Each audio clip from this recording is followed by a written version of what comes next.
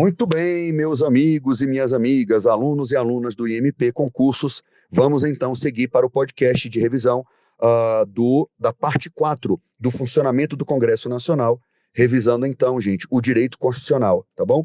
Professor Léo Van Holt aqui na área, e eu quero começar a ver com vocês o artigo 50, que é o que traz a convocação pessoal e o pedido escrito de informações a ministro de Estado, tá bom, gente? Então vamos lá. Eu vou começar a ler uma parte aqui e vou te perguntar. Gente, pergunta, qualquer de suas comissões, qualquer comissão da Câmara ou do Senado, tá? Ou o próprio plenário da Câmara ou do Senado, pode convocar um ministro de Estado? Sim, é a letra, tá? Do artigo 50 caput. As casas legislativas ou qualquer de suas comissões. A gente vai levar essa literalidade para a prova, tá bom?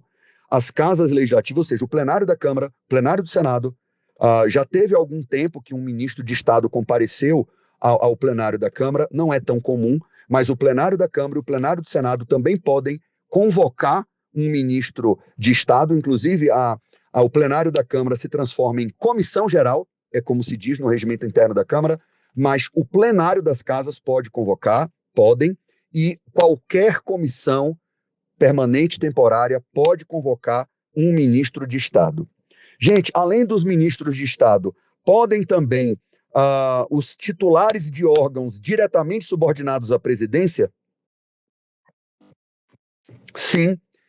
No jargão a gente fala autoridades com status de ministro, tá? São esses titulares de órgãos diretamente subordinados à presidência, chefe da Casa Civil, secretário de governo, chefe de gabinete do presidente, tem uma galera que responde diretamente ao presidente da República e isso é considerado uma galera com status de ministro, titulares de órgãos diretamente subordinados à presidência. Tem mais alguma autoridade que pode ser convocada, que inclusive foi recentemente inserida no artigo 50, que você lembre, pessoal, se não lembrar não tem problema não, mas se lembrar é legal.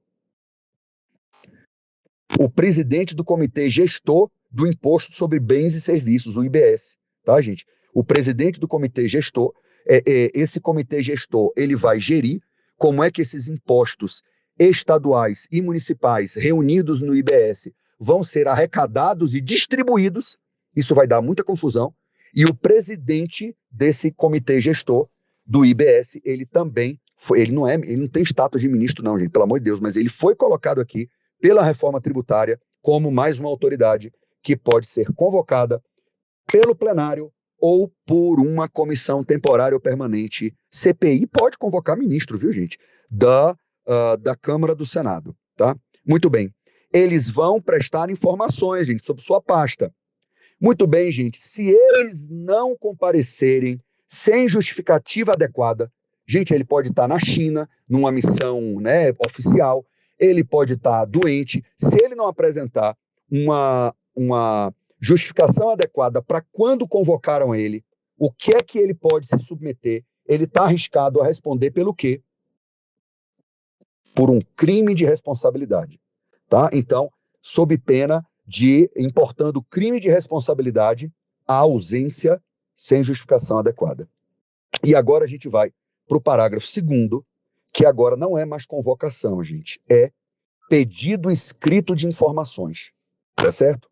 Então, quem é que pode encaminhar um pedido escrito de informação a um ministro de Estado na Câmara e no Senado, gente? Pelo amor de Deus, diz aí quem é que manda.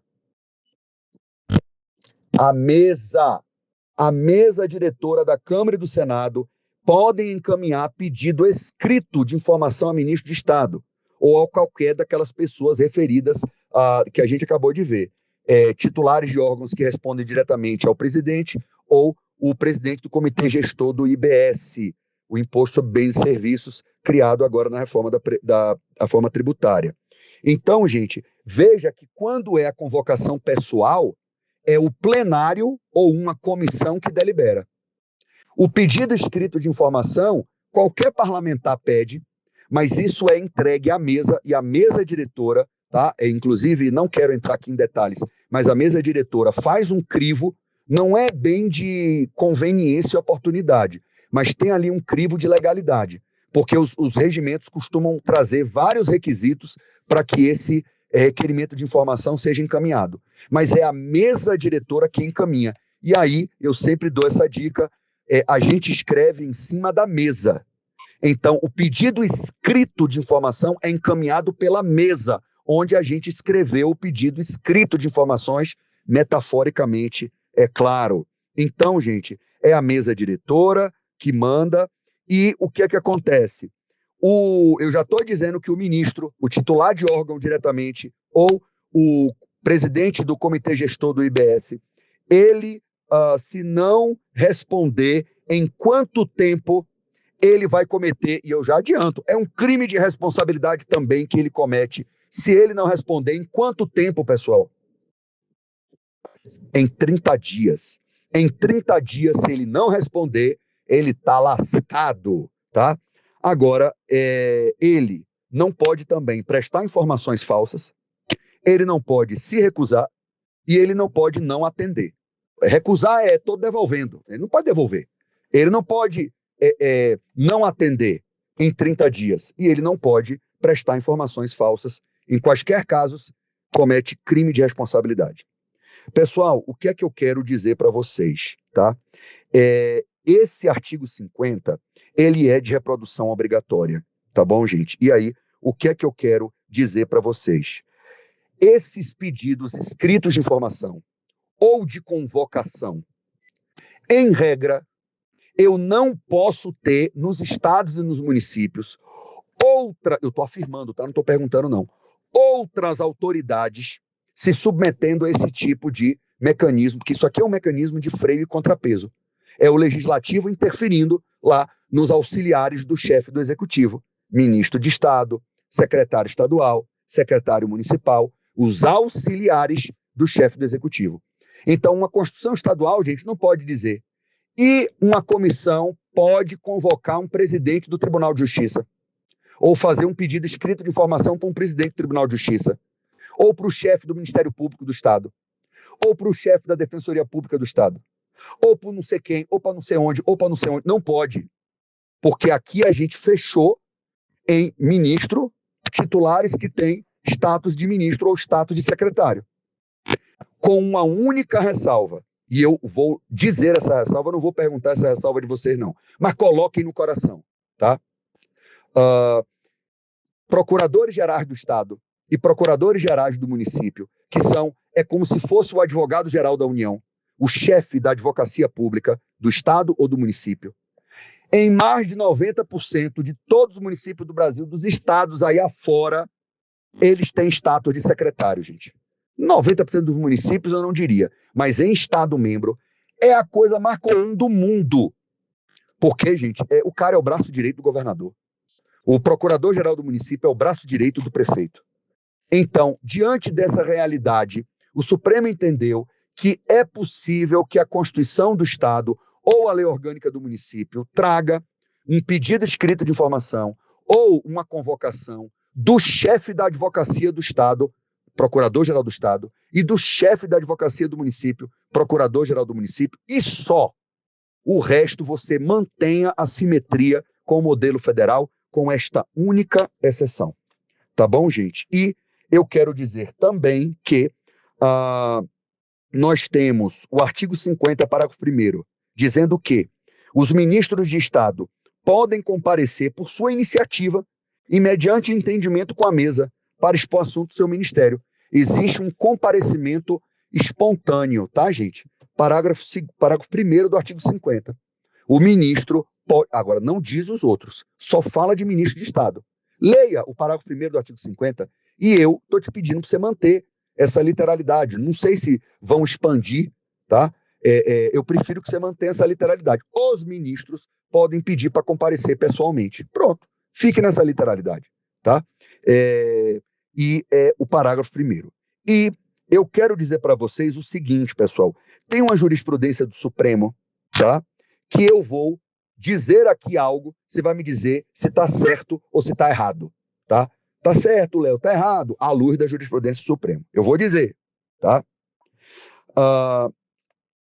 Os membros individualmente da Câmara, do Senado, de uma Assembleia Legislativa ou da Câmara de Vereadores.